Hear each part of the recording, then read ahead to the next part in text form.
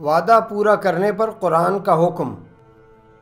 قرآن مجید اپنے پیارے پیغام میں فرماتا ہے وَأُوفُوا بِالْعَهْدِ إِنَّ الْعَهْدَ كَانَ مَسْئُولًا، اور وعدہ پورا کرو، یقیناً وعدے کی پوچھ گچھ ہوگی۔ یہ سورۃ الاسراء کی 34 نمبر آیت ہے۔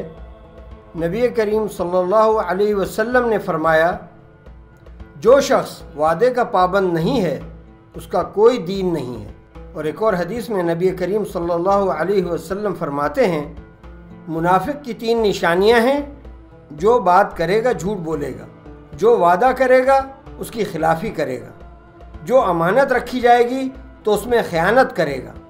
تو یہ وہ نشانیاں ہیں جو مسلمانوں میں آج کل اکثر آپ کو مل سکتی ہیں۔ یہ وہ نشانیاں ہیں جو 1500 سال پہلے ہم کو بتائی گئی ہیں کہ آپ ان سے دور رہیں۔ آج جو بھی کامیاب قومیں ہیں، جو ترقی یافتہ ہیں، آپ ذرا ان سے بات تو کر کے دیکھیں، وعدہ تو کر کے دیکھیں، کمٹمنٹ تو کر کے دیکھیں، ملاحظہ تو فرمائیں وہ کتنی وفاداری سے چیز کو نبھائیں گے، کمٹمنٹ کو نبھائیں گے یا وعدے کو نبھائیں گے۔ اور آپ مسلمان اپنے آپ کو ذرا کمپیئر تو کریں، ذرا چیک تو کریں، ذرا ہوش کے ناخن تو لیں کہ آپ کدھر جا رہے ہیں۔ جو آپ کی کمٹمنٹ ہوگی، جو آپ کا وعدہ ہوگا، اس میں آپ کی خلافیاں بہت زیادہ ہیں، یا یوں کہیے کہ ہر امانت میں خیانت ہوتی ہے، ہر وعدے پر وعدہ خلافی ہوتی ہے، جو بات آپ کرتے ہیں وہ جھوٹ ثابت ہوتی ہے۔ تو مسلمانوں کو دیکھنا چاہیے کہ ہم کہاں جا رہے ہیں اور کہاں کھڑے ہوئے ہیں۔ آپ کا سارا معاشرہ جب بھی بد اخلاقی سے پیش آئے گا، جھوٹ بولے گا، وعدہ خلافیاں کرے گا، امانت میں خیانت کرے گا، تو آپ تو ترقی یافتہ قوموں میں شامل نہیں ہو سکتے۔ آپ اپنے آپ کا موازنہ کر کے دیکھ لیں، کمپیئر کر کے دیکھ لیں۔ جو قومیں ترقی کرتی ہیں وہ یہ بنیادی اصول مانتی ہیں کہ جو وعدہ خلافی کرے گا وہ ان میں سے نہیں ہے۔ خود حضرت علامہ اقبال جو مسلمانوں کو جگانے کے لیے ہمہ وقت تیار رہتے تھے اور ہر حال میں سمجھاتے تھے کہ نبی کریم صلی اللہ علیہ وسلم کی تمام خوبیاں مسلمان سیکھ لیں، تو اپنے پیغاموں میں اکثر وہ یہی صفات اور یہی اخلاق کا ذکر فرماتے ہیں۔ اور وعدہ پورا کرنا ایک اہم ستون مسلمانوں کا سمجھا جاتا ہے۔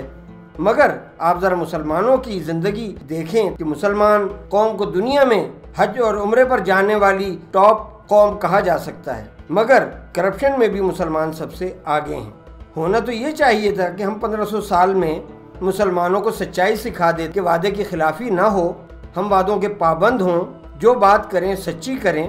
ہم وعدوں کے پابند ہوتے، ہم اپنی کمٹمنٹ کے پابند ہوتے۔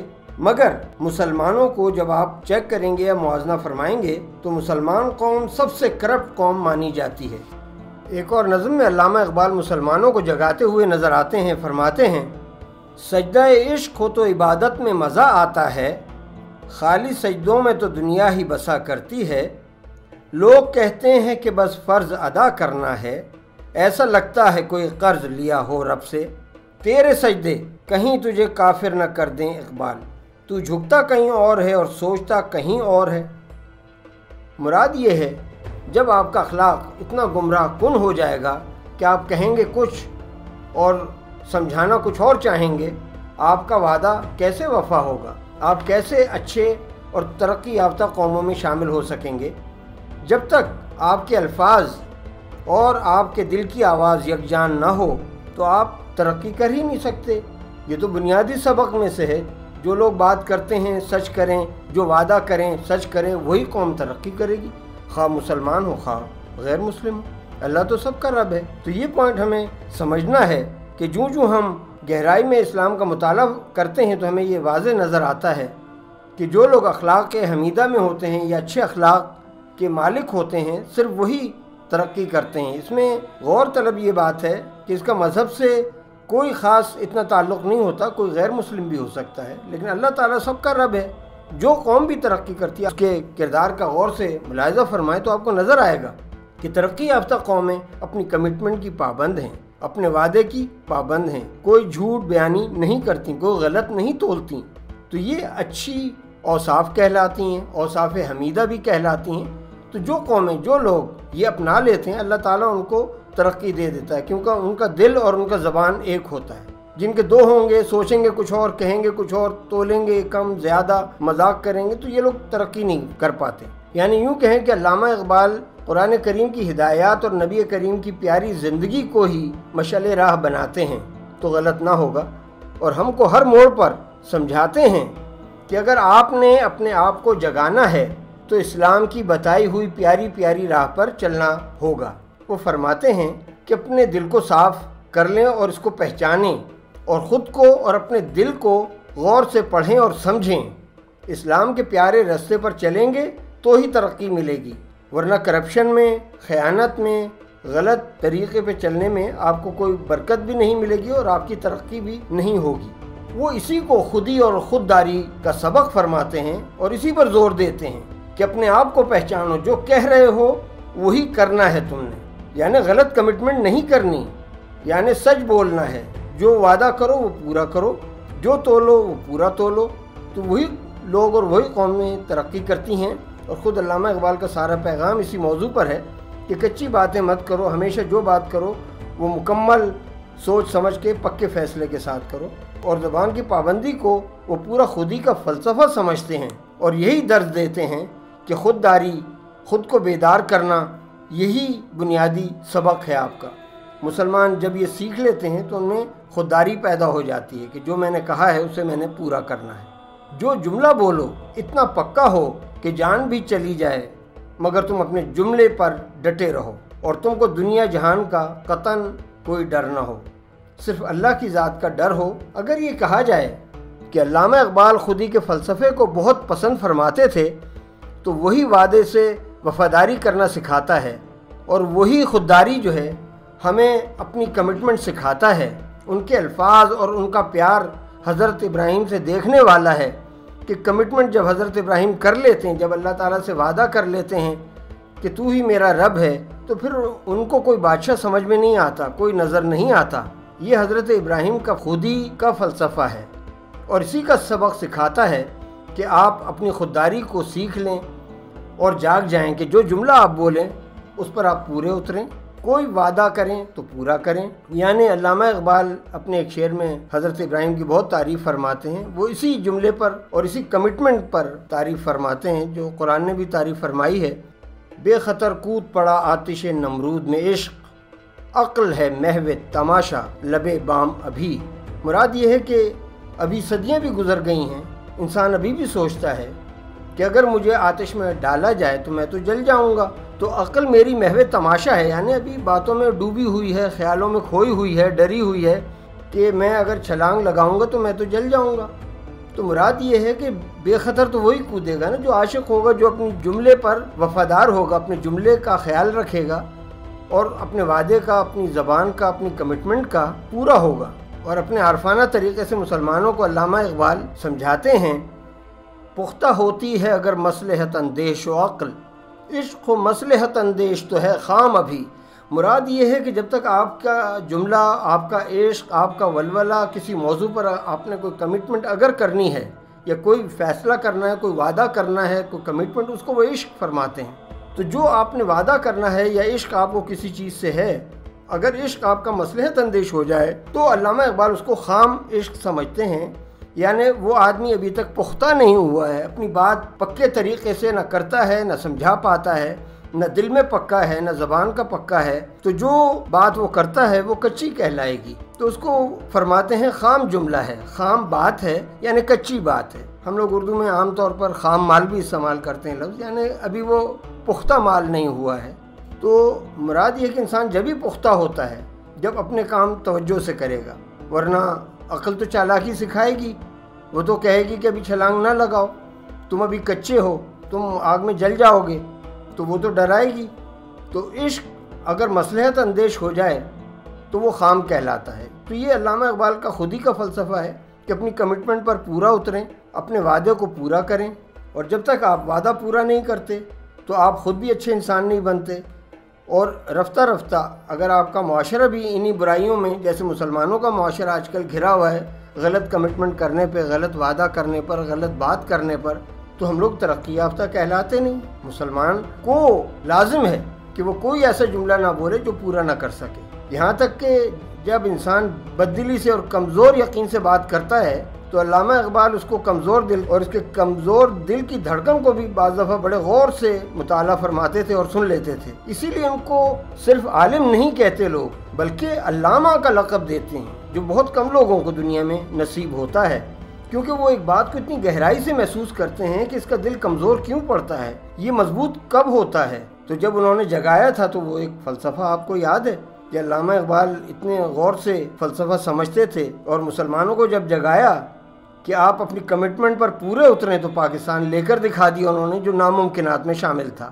تو علامہ اقبال ایک اور شعر میں مسلمانوں کو جگاتے ہیں اور سمجھاتے ہیں کہ تو اپنے آپ کا خیال کر، اپنی جملوں کا خیال کر، کیونکہ اگر کمزور جملے بولے گا تو تیری حیثیت نہیں ہوگی، تیری کوئی ویلیو نہیں ہوگی، یا تیری بات میں وزن نہیں ہو سکتا۔ وہ فرماتے ہیں اسے غور سے مطالعہ کیا کریں۔ ایک جگہ وہ مثال دیتے ہیں اور فرماتے ہیں نالہ ہے بلبل شوریدہ تیرا خام ابھی، اپنے سینے میں اسے اور ذرا تھام ابھی۔ یعنی وہ ہمیں بلبل کہتے ہیں، مسلمانوں کو کہتے ہیں تو شور بہت مچاتی ہے بلبل، تو قوم کمٹمنٹ میں ابھی پکی نہیں ہوئی ہے، جب تو پکی ہو جائے گی تو پھر جان بھی دے سکے گی، اور جب ہی پاکستان تم کو ملے گا، ایسے تو نہیں ملتا، زبانی باتیں کرنے سے تو آپ پاکستان نہیں بنا سکتے۔ تو یہ علامہ اقبال کی تربیت ہے، اور پورا محور اسی پر ہے کہ آپ اپنا جملہ جو بولیں وہ پکا ہونا چاہیے، خام نہیں ہونا چاہیے۔ تو اپنے شعر میں وہ فرماتے ہیں نالہ ہے بلبل شوریدہ تیرا خام ابھی، اپنے سینے میں اسے اور ذرا تھام ابھی، یعنی اسے اور پالش کرو، اسے اور چمکاؤ، اس پر اور ایمان لے آؤ، تمہارا جملہ اتنا باوزن ہو کہ جب تم بات کرو لوگ سمجھ جائیں کہ یہ کچی بات نہیں کر رہے، یہ پاکستان کی بات کر رہے ہیں، ایک جھنڈے کے نیچے آنے کی بات کر رہے ہیں، اور یہ ہم کو جگانا چاہتے ہیں، اور ہماری قوم کو وہ ایک جگہ جمع کرنا چاہتے ہیں۔ تو یہ کمٹمنٹ ایک بہت بڑا سبق ہے جو مسلمانوں نے نہیں سیکھا ہے اور سب سے پیچھے ہیں۔ یعنی تو بلبل بہت شوریدہ ہے، شور مچاتی ہے، مگر ابھی تک تیرے شور میں وہ تڑپ پیدا نہیں ہوئی ہے، وہ جان پیدا نہیں ہوئی ہے کہ تو پاکستان بنوا لے، جس سے تیری بات کی پختگی جھلکے، مجھے وہ بات کر کے دکھا، کیونکہ جب تک تو پختہ ہو کر کوئی بات نہیں کرے گی بلبل، تیری بات میں کوئی وزن نہیں ہوگا۔ جب تیرے دل میں بات پختہ ہو جائے پھر اثر دیکھنا۔ تو اس کو ہم بولتے ہیں کہ آپ کا وعدہ پکا ہے، آپ کی زبان پکی ہے۔ اسی بات کو پنجابی کے شاعر بابا بلے شاہ نے اپنے بڑے پیارے عارفانہ انداز میں پنجابی میں سمجھایا ہے، پڑھ پڑھ عالم فاضل ہویا، اپنے آپ نو پڑھیا نہیں۔ یعنی پڑھ پڑھ کے آپ نے بہت ساری ڈگریاں لے لیں، فاضل ہو گئے، عالم فاضل ہو گئے، مگر اپنے آپ کو آپ پڑھنا بھول گئے۔ اور یہ آیت بھی ہے جو یہ کہتی ہے قد افلح من تزکا، یعنی یہ آپ کو جگاتی ہے۔ یعنی اتنا غور سے بابا بلے شاہ نے مطالعہ فرمایا ہے کہ جو ان کا شعر نکلا ہے بہت ہی قیمتی اور آیت سے متماثل ہے یا ملتا ہے، آپ یوں کہیے گا۔ اگلے شعر میں فرماتے ہیں جا جا وردہ مسجداں مندراں، دل اپنے اچ وڑیا نہیں۔ مراد یہ ہے کہ تو دوڑ دوڑ کے مسجد اور مندر کی طرف بھاگ رہا ہوتا ہے، کبھی اپنے دل کی طرف بھی گیا ہے؟ تجھے اتنا ٹائم ملتا ہے غور کرنے پر اپنے دل کے اوپر کہ تو کدھر جا رہا ہے؟ تو مسجد دکھانے کے لیے چلا جاتا ہے، مندر تو صرف دکھانے کے لیے جاتا ہے۔ کیا تجھ کو کبھی سمجھ میں آیا ہے کہ تو اگر اپنے دل کی طرف جائے گا تو دل کی آواز سنے گا، دل کو پختہ کرے گا؟ تو یہ مسلمانوں کو جھنجھوڑتی ہے بات کہ جو ہم بات کہیں وہ کچی نہ ہو، پختہ ہو۔ اگلے شعر میں فرماتے ہیں ایویں روز شیطان نہ لڑدا، کدے اپنے نفس نہ لڑیا نہیں۔ مراد یہ ہے کہ آپ ہمیشہ سے شیطان سے خیالوں میں لڑ رہے ہوتے ہیں، اپنے نفس سے لڑ کر دیکھیں کتنی محنت ہے، اسے منائیں کہ جو میں نے وعدہ کیا ہے میں نے پورا کرنا ہے۔ یہ حدیث بھی ہے اور قرآن مجید کا حکم بھی ہے۔ اور آخر میں بلے شاہ اپنے عارفانہ شعر میں آخری شعر میں فرماتے ہیں بلے شاہ آسمانی اڑدیاں پھردا ہے، جڑا کر بیٹھا انہوں پڑھیا ہی نہیں۔ یعنی مراد یہ ہے کہ او بلے شاہ، تو آسمانی اڑتے ہوئے پرندوں کی طرف دیکھتا ہے اور انہیں پکڑنا چاہتا ہے، تو کبھی اپنے گھر میں جو بیٹھا ہوا دل ہے کبھی اسے تو نے پڑھا ہے؟